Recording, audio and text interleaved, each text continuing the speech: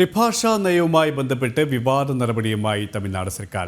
സംസ്ഥാന ബജറ്റിൽ രൂപയുടെ ഔദ്യോഗിക ചിഹ്നത്തിന് പകരം തമിഴ് ലിപിയിൽ ലോഗോ പതിപ്പിച്ചു. അനാവശ്യ തമിഴ് വാദമുയർത്തി ഭരണപരാജയങ്ങൾ മറക്കാനാണ് സ്റ്റാലിൻ സർക്കാർ ശ്രമിക്കുന്നതെന്ന് BJPയുടെ വിമർശനം.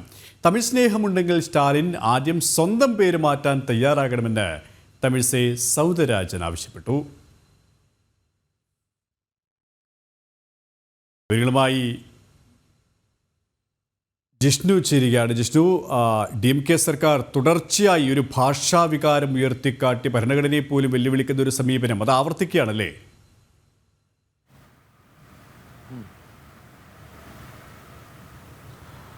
തീർച്ചയായും നിലവിൽ ദേശീയതയ്ക്കെതിരെ അല്ലെങ്കിൽ രാജ്യത്തിന്റെ ദേശീയ ചിഹ്നത്തിനെതിരെ പോലുമാണ് ഇത്തരത്തിലൊരു അനാവശ്യ വിവാദത്തിലേക്ക് ഈ തമിഴ്നാട്ടിൽ സ്റ്റാലിൻ സർക്കാർ വലിച്ചിഴച്ചിട്ടുള്ളത്. നാളെ അവതരിപ്പിക്കാനിരിക്കുന്ന തമിഴ്നാട് സർക്കാരിന്റെ 2025-26 സാമ്പത്തിക വർഷ ബജറ്റിന്റെ വിവരങ്ങൾ, അതുമായി ബന്ധപ്പെട്ട ലോഗോ ഉൾപ്പെടെ മുഖ്യമന്ത്രി MK സ്റ്റാലിൻ തന്നെയാണ് സമൂഹ മാധ്യമങ്ങളിലൂടെ പങ്കുവച്ചത്.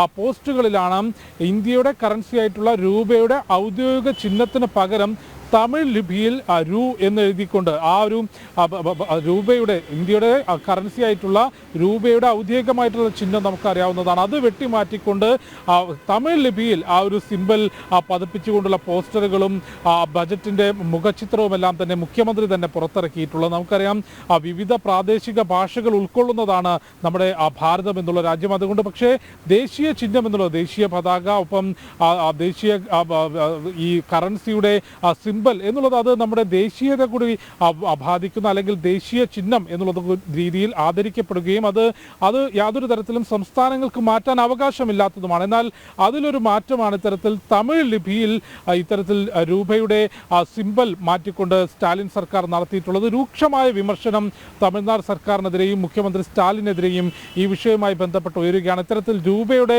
സിമ്പൽ സ്റ്റാലിൻ മാറ്റുകയാണെങ്കിൽ സ്റ്റാലിൻ തന്നെ തമിഴ്നാടിന് വേണ്ടി പുതിയ നോട്ട് അടിച്ചിറക്കട്ടെ എന്ന രൂക്ഷമായ വിമർശനമാണ് തമിഴ്നാട് BJP നേതൃത്വം ഉന്നയിച്ചിട്ടുള്ളത്. ഒപ്പം ഈ ഒരു നടപടി, സർക്കാരിൻ്റെ നടപടി ദേശീയതയ്ക്കെതിരാണെന്നും സ്റ്റാലിൻ സ്വയം പരിഹാസ്യ കഥാപാത്രമാവുകയാണ് എന്നുള്ളതുമാണ് BJPയുടെ തമിഴ്നാട് അധ്യക്ഷൻ അണ്ണാമലയുടെ വിമർശനം വന്നിട്ടുള്ളത്. ഒപ്പം മുൻ ഗവർണറും തമിഴ്നാട്ടിലെ BJP നേതാവുമായിട്ടുള്ള തമിഴ്സൈ സൗന്ദരരാജൻ ഒരു പടി കൂടി കടന്നിട്ടുള്ളത്, പറഞ്ഞത് അത്രയധികം തമിഴ് സ്നേഹമുണ്ടെങ്കിൽ സ്റ്റാലിൻ ആദ്യം തിരുത്തേണ്ടത് സ്വന്തം പേരാണ്. രൂപയുടെ ഉൾപ്പെടെ ദേശീയ ചിഹ്നങ്ങൾ മാറ്റുന്നതിന് മുൻപ് സ്റ്റാലിൻ സ്വയം തിരുത്തേണ്ടത് തൻ്റെ പേരാണ്.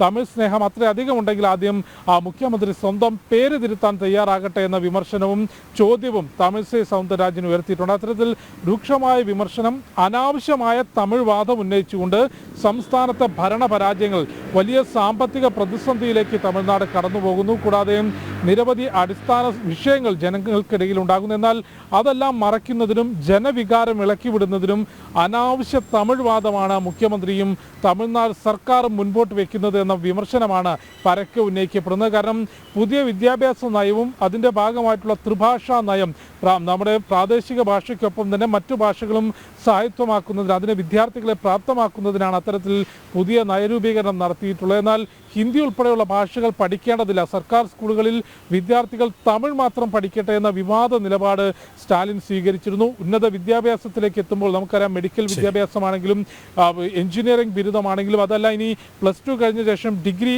UG, PGയിലേക്ക് എത്തുമ്പോഴും ഒരു വിദ്യാർത്ഥിയെ സംബന്ധിച്ച് മറ്റു ഭാഷകൾ അനിവാര്യമാണ്. എന്നാൽ അതിൻ്റെ ആവശ്യമില്ല, ഹിന്ദി പഠിക്കേണ്ടതില്ല എന്നുള്ള വലിയ വിവാദം സ്റ്റാലിൻ ഉയർത്തിയിരുന്നു. അതിന് പിറകെയാണ് ബജറ്റിൽ നിന്ന് രൂപയുടെ ഔദ്യോഗിക ലോഗോ മാറ്റിക്കൊണ്ട് തമിഴ് ലിപിയിൽ ലോഗോ തയ്യാറാക്കുകയും ഒരു പുതിയ വിവാദത്തിന് സ്റ്റാലിൻ തുടക്കമിടുകയും ചെയ്തത്. KP. ശരി, ഡൽഹിയിൽ നിന്നും ജിഷ്ണു കൃഷ്ണനാണ് വിവരങ്ങൾ നൽകിയത്.